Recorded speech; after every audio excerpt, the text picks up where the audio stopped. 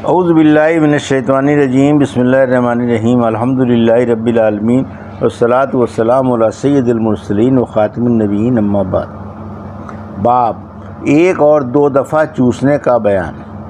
حدیث نمبر 3590، اردو ترجمہ۔ جناب عائشہ رضی اللہ عنہا سے مروی ہے کہ رسول اللہ صلی اللہ علیہ وسلم نے فرمایا، حرمت رضاعت ثابت نہیں ہوتی ایک بار یا دو بار دودھ چوسنے سے۔ حدیث نمبر 3591، اردو ترجمہ۔ ام فضل رضی اللہ عنہا نے کہا کہ ایک گاؤں کا آدمی نبی صلی اللہ علیہ وسلم کے پاس آیا اور آپ میرے گھر میں تھے، اور عرض کی کہ یا نبی اللہ، میری ایک عورت تھی اور میں نے دوسری سے نکاح کیا، سو پہلی نے کہا کہ میں نے اس دوسری کو ایک بار یا دو بار دودھ چوسایا ہے، تو آپ نے فرمایا کہ ایک بار یا دو بار چوسانے سے حرمت نہیں ہوتی۔ حدیث نمبر 3592، اردو ترجمہ۔ ام فضل رضی اللہ عنہا نے کہا کہ ایک شخص نے آپ سے پوچھا کہ اے نبی اللہ تعالیٰ کے کیا حرمت ہو جاتی ہے ایک بار دودھ چوسنے سے؟ آپ نے فرمایا نہیں۔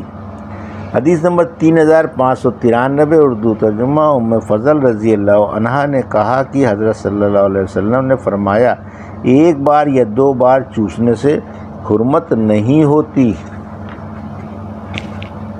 حدیث نمبر 3594، اردو ترجمہ۔ مذکورہ بالا حدیث اس سند سے بھی مروی ہے، الفاظ کی تقدیم و تاخیر کے ساتھ۔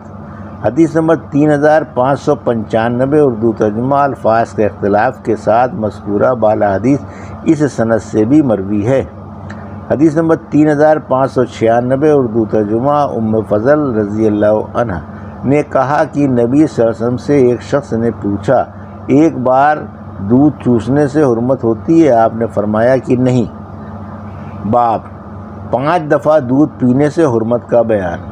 حدیث نمبر 3597، اردو ترجمہ۔ جناب عائشہ صدیقہ رضی اللہ عنہا نے فرمایا کہ قرآن میں اترا تھا کہ 10 بار چوسنا دودھ کا حرمت کرنا ہے، پھر منسوخ ہو گیا اور یہ پڑھا گیا کہ 5 بار دودھ چوسنا حرمت کا سبب ہے، اور وفات ہوئی رسول اللہ صلی اللہ علیہ وسلم کی اور قرآن میں پڑھا جاتا تھا۔ حدیث نمبر 3598، اردو ترجمہ۔ عمرہ رضی اللہ عنہ نے جناب عائشہ صدیقہ رضی اللہ عنہا سے سنا کہ وہ ذکر کرتی تھیں اس رضاعت کا جس سے حرمت ثابت ہوتی ہے۔ تب حضرت عائشہ رضی اللہ عنہا نے فرمایا کہ قرآن مجید میں 10 بار دودھ چوسنا اترا، پھر 5 بار چوسنا اترا۔ حدیث نمبر 3599، اردو ترجمہ۔ اس سند سے بھی مذکورہ بالا حدیث مروی ہے۔ باب بڑی عمر کی رضاعت کا بیان۔ حدیث نمبر 3600، اردو ترجمہ۔ جناب عائشہ رضی اللہ عنہا سے روایت ہے کہ سہلہ رضی اللہ عنہا بنت سہیل رسول اللہ صلی اللہ علیہ وسلم کے پاس آئیں اور عرض کی کہ یا رسول اللہ، میں ابو حذیفہ رضی اللہ عنہ کے چہرے میں کچھ خفگی پاتی ہوں جب سالم میرے گھر میں آتا ہے اور وہ ان کا حلیف ہے، تو آپ نے فرمایا کہ تم سالم کو دودھ پلا دو۔ انہوں نے کہا، میں اسے دودھ کیوں کر پلاؤں، اور وہ جوان مرد ہے۔ آپ مسکرائے اور آپ نے فرمایا کہ میں جانتا ہوں کہ وہ جوان مرد ہے، اور عمرو کی روایت میں یہ زیادہ ہے کہ وہ بدر میں بھی حاضر ہوئے تھے، اور ابن ابی عمرو کی روایت میں ہے کہ جناب رسول اللہ صلی اللہ علیہ وسلم ہنسے۔ حدیث نمبر 3601، اردو ترجمہ۔ جناب عائشہ رضی اللہ عنہا نے کہا کہ سالم مولا ابو حذیفہ اور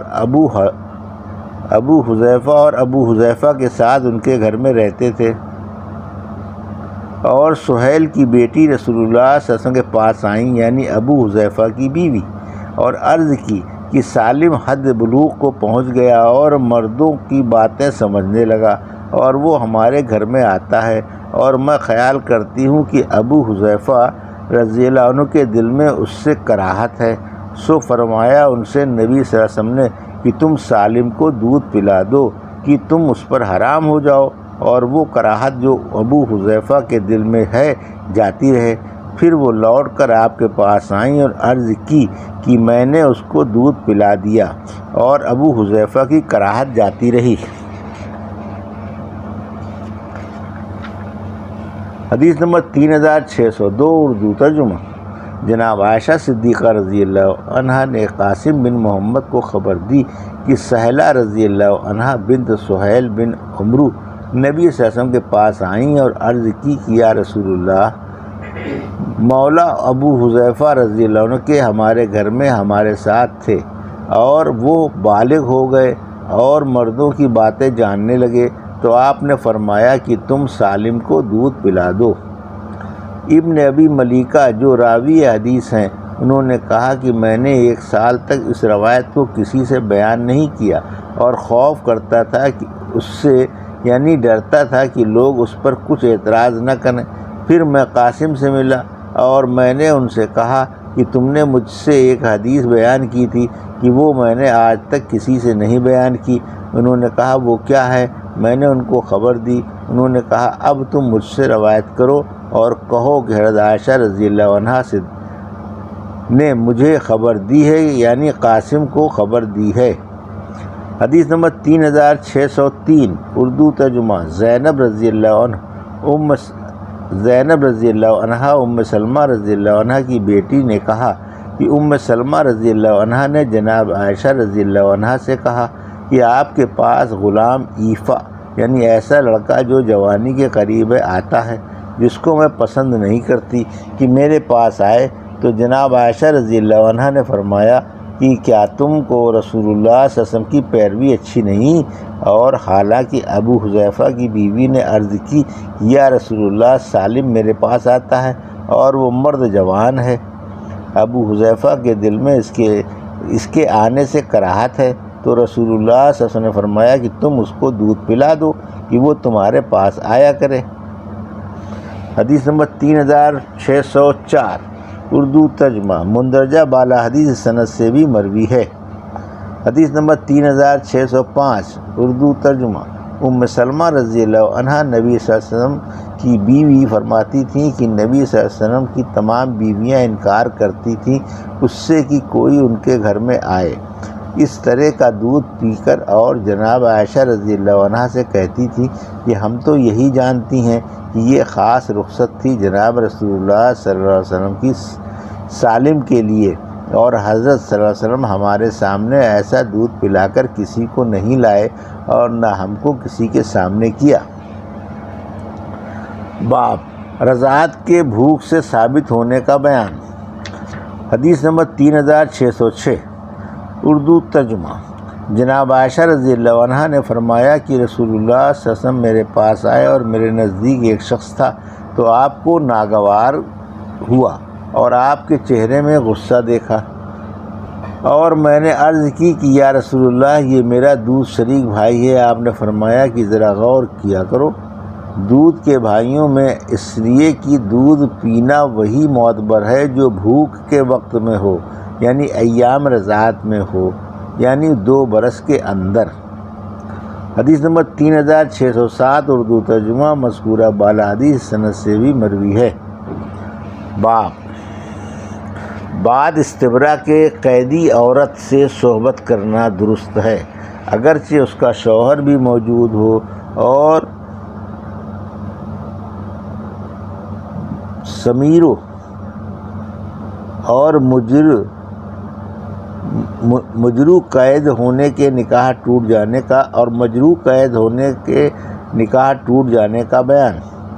حدیث نمبر 3608 اردو ترجمہ۔ حضرت ابو سعید خدری رضی اللہ عنہ نے کہا کہ رسول اللہ صلی اللہ علیہ وسلم نے حنین کے دن ایک لشکر روانہ کیا، اور وہ لوگ دشمن سے مقابل ہوئے اور ان سے لڑے اور غالب آئے اور ان کی عورتیں قید کر لائے۔ سو بعض یاروں نے رسول اللہ صلی اللہ علیہ وسلم سے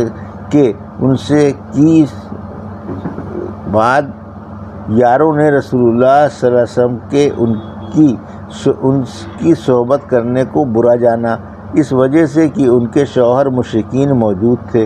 سو اللہ تعالیٰ نے یہ آیت اتاری، والمحصنات، یعنی حرام ہیں عورتیں شوہروں والیاں مگر جو تمہارے ملک میں آ گئیں، یعنی قید میں، کہ وہ تم کو حلال ہیں جب ان کی عدت گزر جائے۔ حدیث نمبر 3609 اردو ترجمہ۔ ابو سعید خدری رضی اللہ عنہ بیان کرتے ہیں کہ نبی پاک صلی اللہ علیہ وسلم نے حنین کے دن ایک سریہ بھیجا۔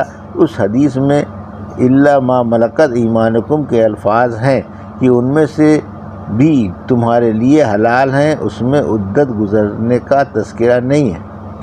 حدیث نمبر 3610 اردو ترجمہ۔ مذکورہ بالا حدیث اس سند سے بھی مروی ہے۔ حدیث نمبر 3611 اردو ترجمہ۔ ابو سعید خدری رضی اللہ عنہ نے کہا کہ کچھ عورتیں قید میں ہاتھ لگیں غازیوں کے اوطاس کے دن، اور ان کے شوہر تھے یعنی کفار میں، اور صحابہ ان کی صحبت سے ڈرے، سو یہ آیت اتری، والمحصنات من النساء الا ما ملکت ایمانکم۔ حدیث نمبر 3612 اردو ترجمہ۔ اس سند سے بھی مذکورہ بالا حدیث مروی ہے۔ یہ تھی صحیح مسلم کی حدیث نمبر 3590 سے 3612 کا اردو ترجمہ، جو بھی آپ نے سماعت فرمایا۔ اللہ سے دعا ہے کہ اللہ میں حدیثوں کی صحیح سمجھ عطا فرما اور ان پر عمل کرنے کی توفیق عطا فرما۔ آمین یا رب العالمین۔